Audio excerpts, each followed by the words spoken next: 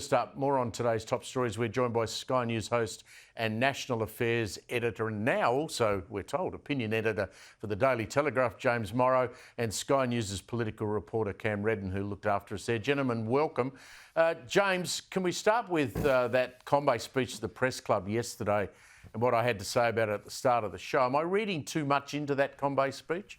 Well, no, I don't think you are, because if you look at what's happening here with a lot of the talk around the green transition, the net zero thing, the renewables race, all of this, people who are sharpening their pencils and doing the numbers on it are realizing that this simply isn't going to wind up providing the same sort of economic opportunities for people that the fossil fuel economy did, the economy that we've had up until now has done. Greg Combe is not the only one to say this.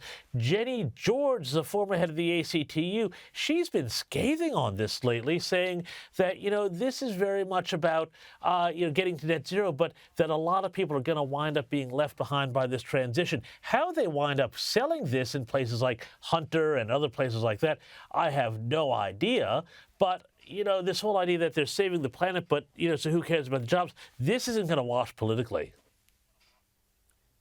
Yeah, on the politics of it, Cam, the battle line's obviously been drawn pretty early for this election. I think the smart people, Dutton and his team, Ted O'Brien and others, they're going to dangle a prospect of modern nuclear in existing coal towns. Now, as James and I were just saying, how'd you be in one of those coal towns tonight? You go to the pub on the way home and you say, did you hear that bloke yesterday who used to run the union movement saying that we might get jobs in the solar farm, but we're not going to get paid as much? I mean, how politically is Labor going to sell that?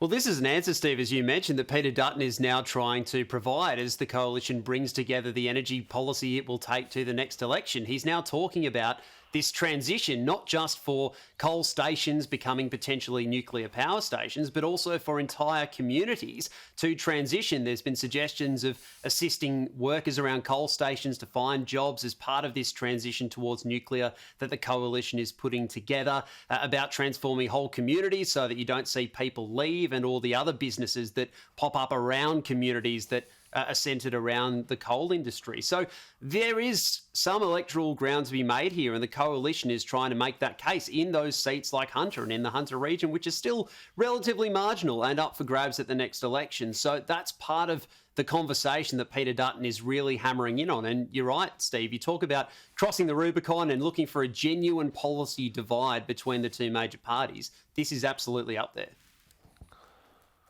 James Morrow, you and I like to talk in practical terms about things, and we try and talk common sense. When you think about it, I mean, building and maintaining a nuclear reactor is clearly going to employ a lot more people than maintaining wind turbines and solar panels.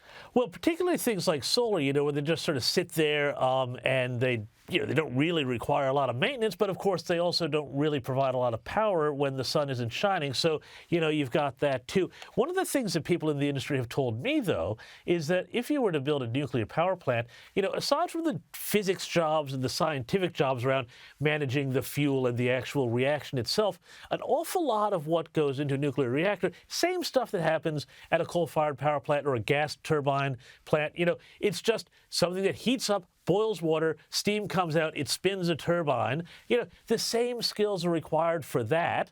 So it's much more sustainable, if we want to use that word in this context when it comes to the job market. I just think that, the interesting thing about Peter Dutton pushing the nuclear debate isn't even so much whether or not they wind up ever getting a nuclear plant up, because God knows in this country that's going to be a very hard thing to do. But the fact that it is forcing Labor to confront the reality of its promise, which, when it runs up against the brick wall of physics and hard numbers and everything like that, doesn't really stack up. The number of panels they have to install, the number of projects they have to do, the number of approvals they need to get, the number of farms they have to run over to achieve net zero by their goals, well, nuclear starts to look a lot better than the so-called cheapest form of energy when you put all that into play.